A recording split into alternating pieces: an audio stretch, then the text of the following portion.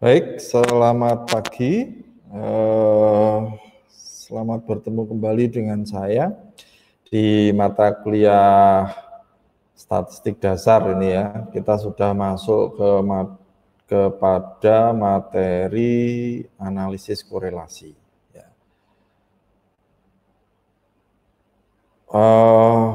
Minggu yang lalu kita sudah membahas sedikit teori mengenai analisis multivariat. Untuk memasuki ke sana, kita perlu pemahaman yang baik mengenai analisis korelasi, nanti di pertemuan selanjutnya analisis regresi. Langsung saja kita masuk ke materi di dalam analisis korelasi. Analisis korelasi itu apa? Ya, kita lihat sekarang, lihat ke materi. Harapannya nanti setelah Anda memahami analisis korelasi ini, Anda bisa mengetahui bahkan menghitung koefisien korelasinya dari dua variabel, hubungan dua variabel, ya. Apakah ada hubungannya atau tidak, hubungannya erat atau tidak, atau sangat erat, itu menggunakan analisis korelasi ini. Baik, langsung saja pengertiannya ya. Pengertian analisis korelasi ini supaya Anda jelas dulu. Jadi analisis korelasi digunakan untuk mengukur kekuatan keeratan hubungan antara dua variabel. Hanya mengukur kekuatan hubungan, ya, erat atau tidak, itu aja. Melalui sebuah bilangan nanti yang disebut dengan koefisien korelasi. Jelas ya? Jadi kemarin juga saya singgung di korelasi hanya melihat erat dan tidaknya hubungan, tidak bisa melihat variabel mana yang mempengaruhi atau dipengaruhi, itu nanti diregresi. Dua teknik korelasi yang sangat populer yaitu korelasi person product moment atau lebih sering disingkat korelasi person gitu ya, dan korelasi rank Spearman. Spearman ini juga sering digunakan, tapi di antara keduanya yang paling sering memang person. Dalam korelasi sebenarnya tidak dikenal istilah variabel bebas dan variabel tergantung, tadi sudah saya sampaikan. Jadi untuk korelasi belum ada kejelasan, artinya memang belum dianalisis mana yang mempengaruhi, mana yang dipengaruhi, maka tidak ada variabel bebas dan variabel tergantung. Di korelasi belum mengenal istilah itu. Biasanya dalam penghitungan digunakan simbol X untuk variabel pertama dan Y untuk variabel kedua. Ya. Jelas ini? Ya.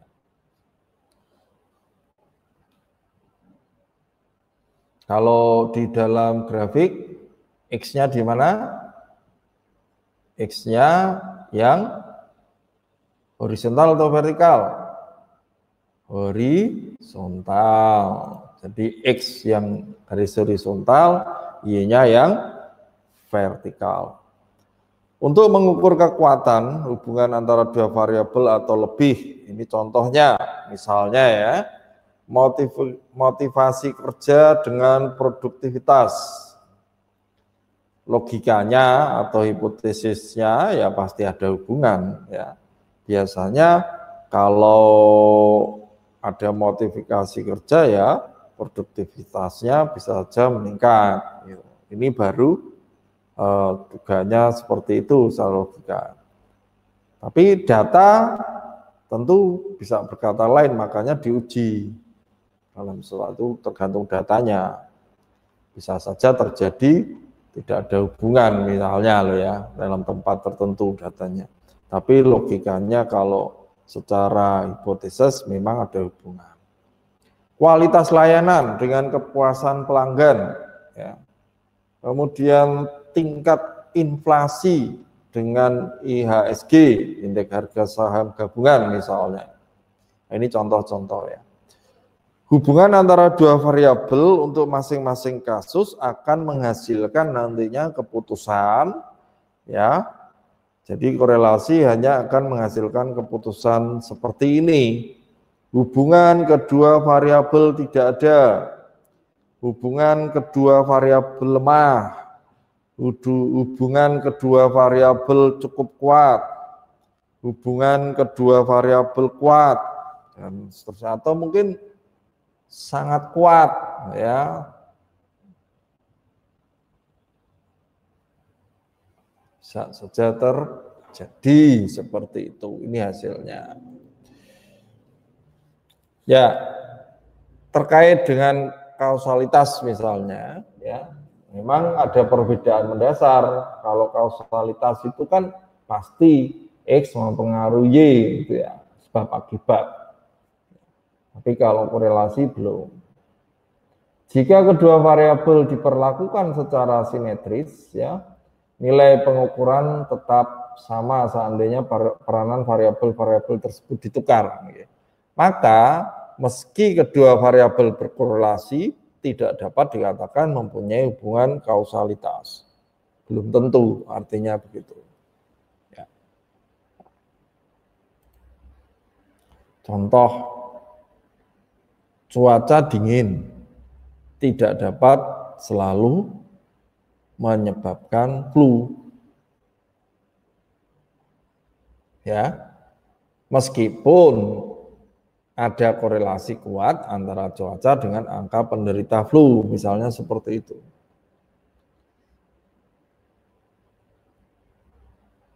Jadi pada saat cuaca dingin, misalnya datanya ini ya, cuaca dingin banyak orang derita flu. Berarti kan ada hubungan nih. Tapi ya setelah diteliti ternyata cuaca dingin tidak selalu dapat menyebabkan flu. Ya, inilah semoga Anda bisa sedikit memahami dengan contoh ini, ya. Bedanya kausalitas dengan korelasi.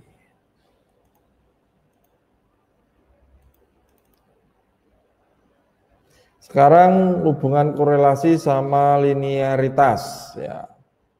Terdapat hubungan erat antara pengertian korelasi dan linearitas. Linearitas itu garis lurus gitu ya, lurus, garis lurus. Linearitas artinya asumsi adanya hubungan dalam bentuk garis lurus antar variabel. Itu linearitas.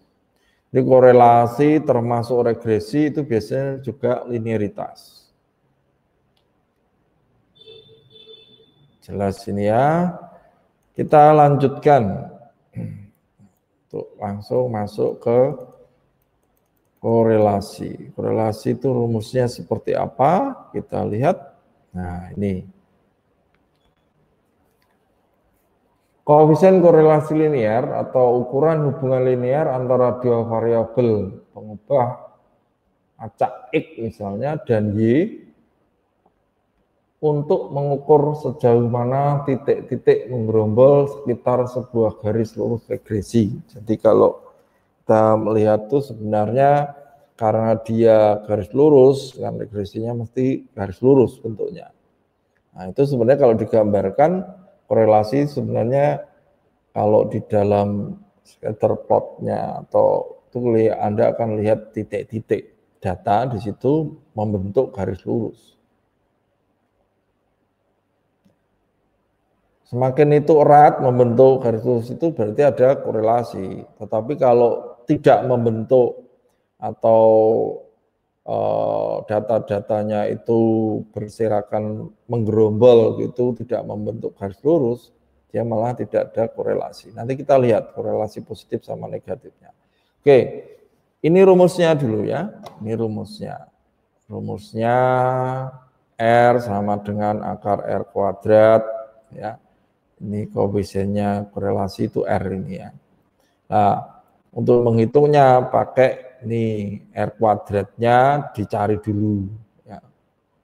Nah, rumusnya seperti ini.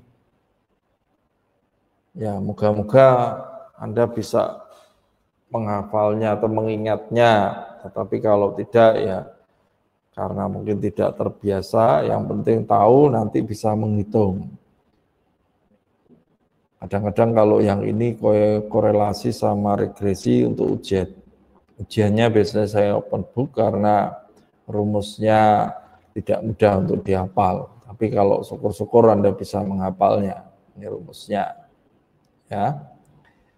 Kalau diketahui dalam bentuk lain ini sama saja ya. Rumusnya misalnya dari kemarin ada standar deviasinya ya pakai ini. Tapi yang tadi itu secara umum lebih mudah. Ini rumusnya ya.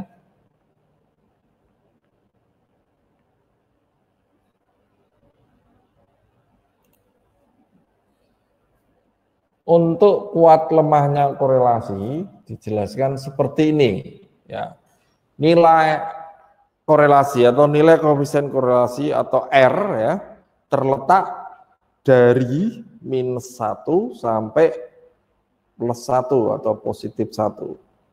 Jadi -1 sampai 1 atau ditulis -1 ya antara gitu ya, antara dan sama dengan.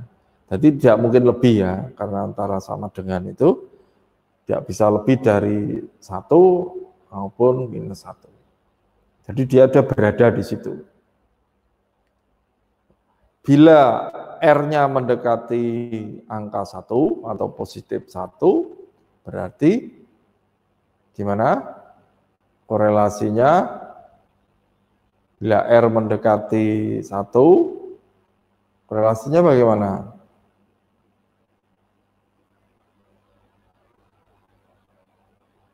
Semakin tinggi. Kalau mendekati angka 0, dia semakin rendah.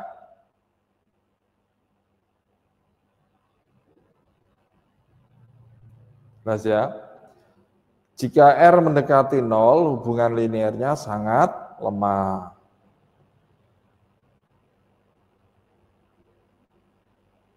Kalau mendekati angka 1 atau -1, berarti sangat tinggi. Jelas ini ya? Ya. Baik, digambarkan seperti ini.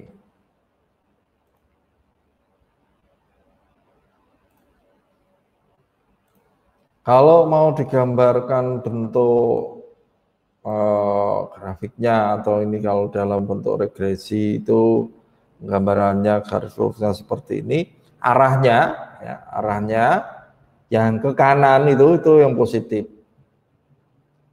yang ke kiri negatif. Tapi kalau gerombol tidak membentuk arah ya, itu malah justru yang tidak signifikan atau tidak ada hubungannya, zero.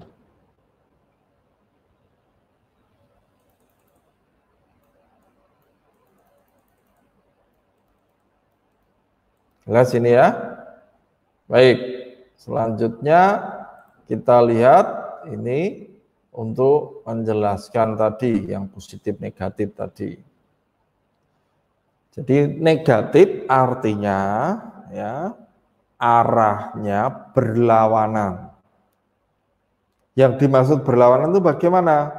Jika variabel X mengalami kenaikan, maka variabel Y justru mengalami penurunan.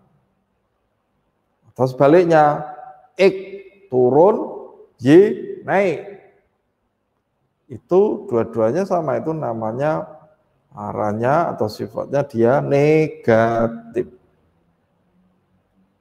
Jadi kalau berlawanan satu naik, satu turun, ya negatif. Satu turun, satunya naik, juga sama negatif. Sedangkan yang positif adalah arahnya sama. Jadi kalau X naik, Y juga naik. X turun, Y juga turun. Itu yang positif. Udah ya, diingat-ingat. Ya. Kalau berlawanan negatif, kalau searah positif. Contohnya, ini ada contoh datanya, misalnya ya. Nih, terjadi jika skor tertinggi di salah satu variabel X berpasangan dengan skor tertinggi di variabel Y. Atau skor terendah di salah satu variabel X berpasangan dengan skor terendah dari variabel Y. Sama ya. Nah, ini misalnya contohnya ada siswa, ya, nama-nama siswa, kemudian di situ ada variabel IQ sama GPA atau grade prestasi akademik atau Anda mengenalnya IPK itu ya, indeks prestasi kumulatif itu ya. Ini contohnya adalah IQ-nya 130, GPA-nya 4 dan seterusnya, itu Anda lihat di tabelnya. Nah, ini adalah contoh korelasi positif. Jelas ya? Baik, sekarang kita lihat contoh korelasi negatif. Nah, tadi kan kalau berlawanan berarti negatif. Terjadi skor tertinggi pada variabel X berpasangan dengan skor terendah pada variabel Y. Atau sebaliknya itu, skor terendah variabel X berpasangan dengan skor tertinggi pada variabel Y. Contohnya ini misalnya, ini satunya suka pesta, ya, suka senang ini, berarti satunya lihat skor tesnya ternyata yang paling suka pesta, ya, di sini tes skornya rendah. Yang tidak suka pesta, ini tidak suka foya-foya, artinya dia tesnya tinggi. Nah, ini namanya korelasi negatif. Jelas ya?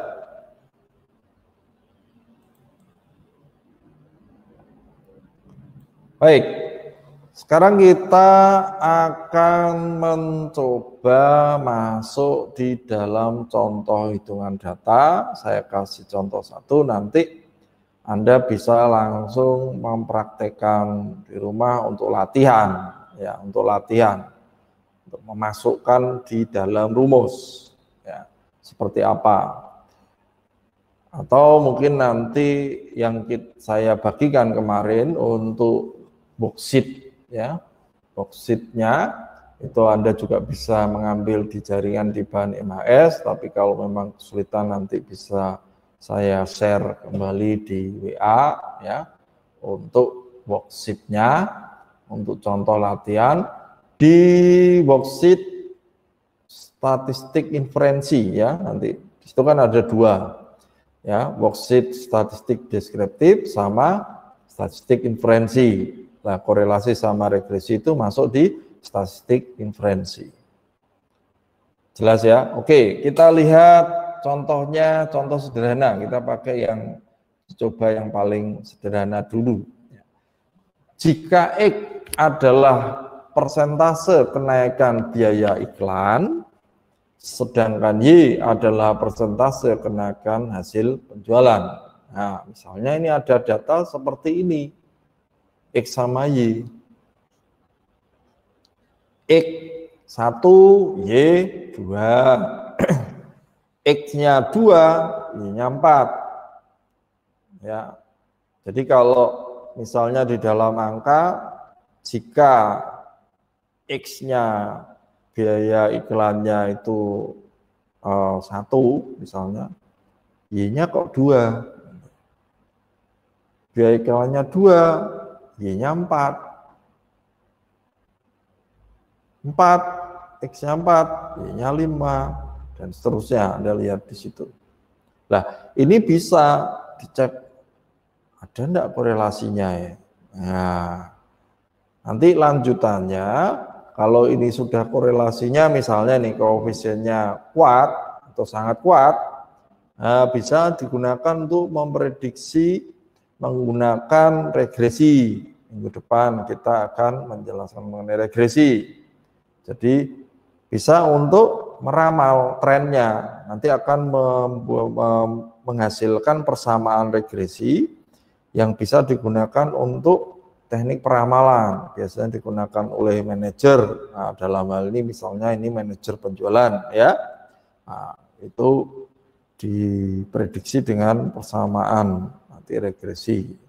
Nah, sekarang kita lihat dulu koefisien korelasinya.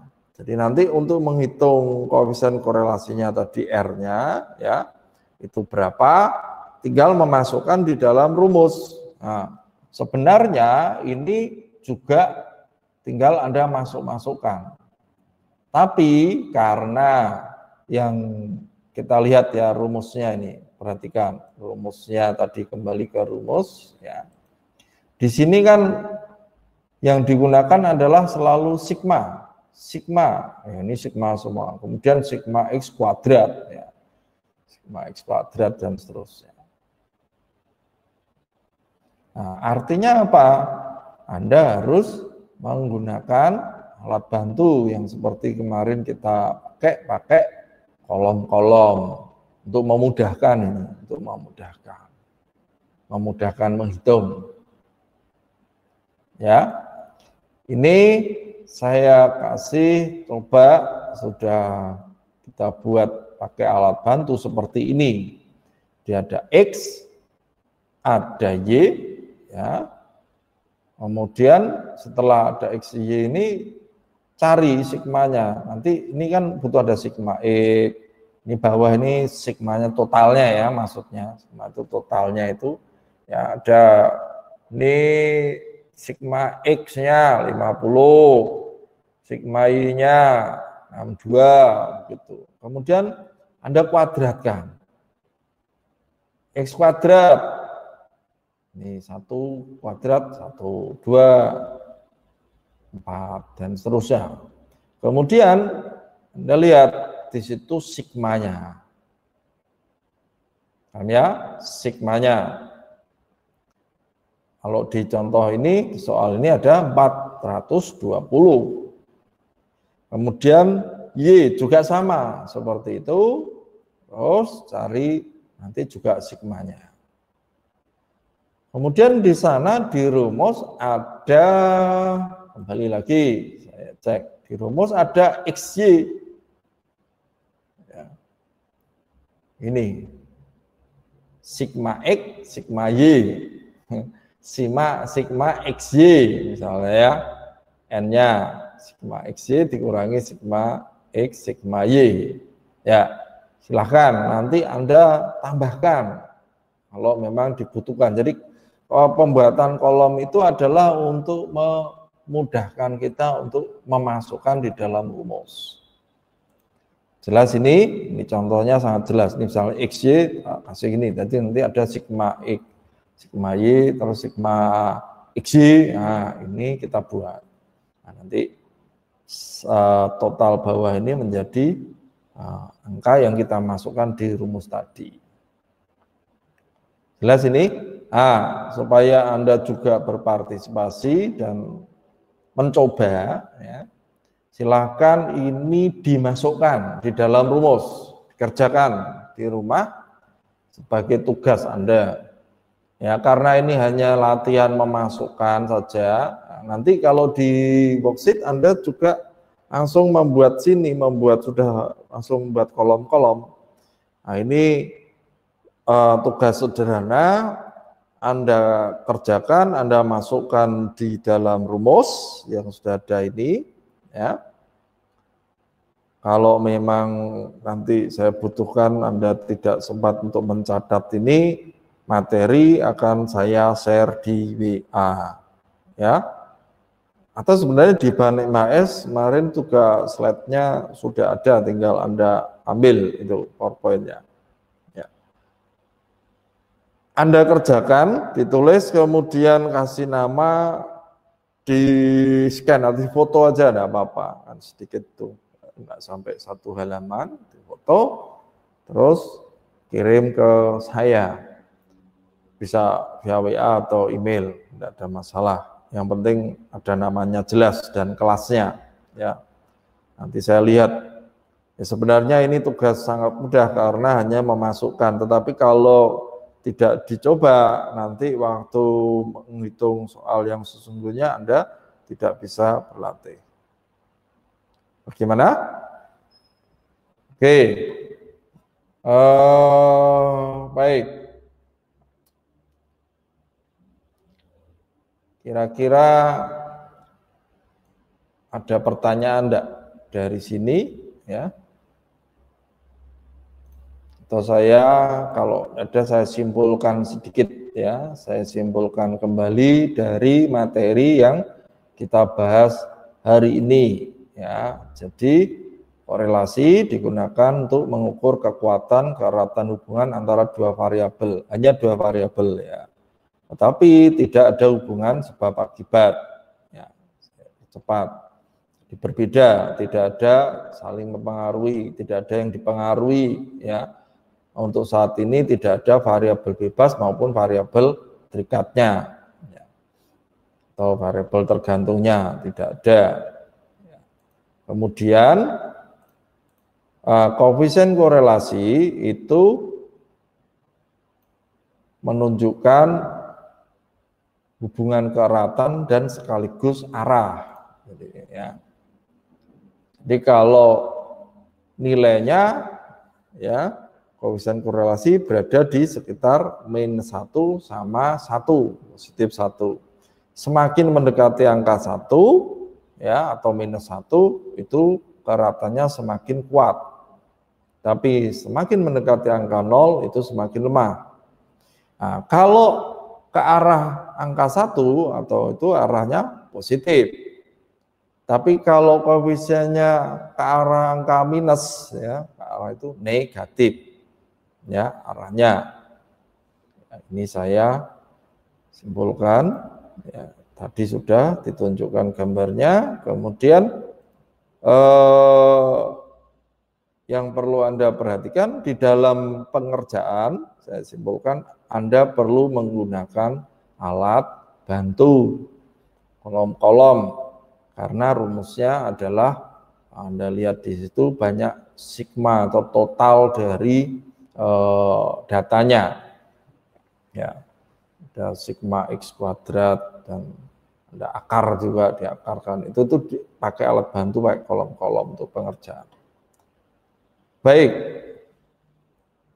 ini sudah saya simpulkan dan juga Anda sudah saya kasih tugas supaya ada interaksinya, Anda juga respon untuk biar di rumah juga ada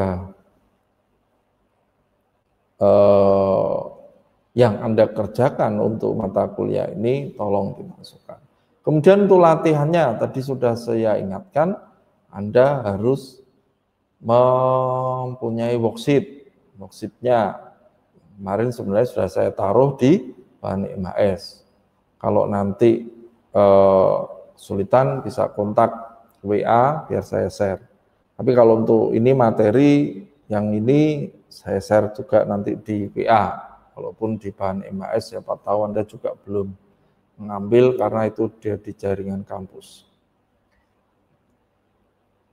Oke, silakan kalau sebelum saya akhiri, kalau ada pertanyaan bisa dikontak, tetapi kalau tidak ada pertanyaan, akan saya akhiri pertemuan kita pada pagi hari ini.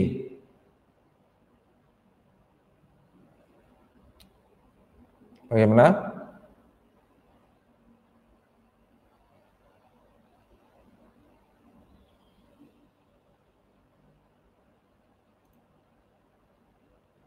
Baik, kalau memang tidak ada, ya kita akhiri pertemuan kita pada siang hari ini atau pagi hari ini, ya. Ini pagi setengah siang, mendekati siang. Selamat pagi sampai ketemu minggu depan. Ya, jangan lupa tugasnya nanti difoto, dikirim ke saya. Ya, terima kasih. Semoga kita semuanya diberikan kesehatan sampai saat ini, ya, sehingga aktivitasnya bisa berjalan dengan baik. Amin.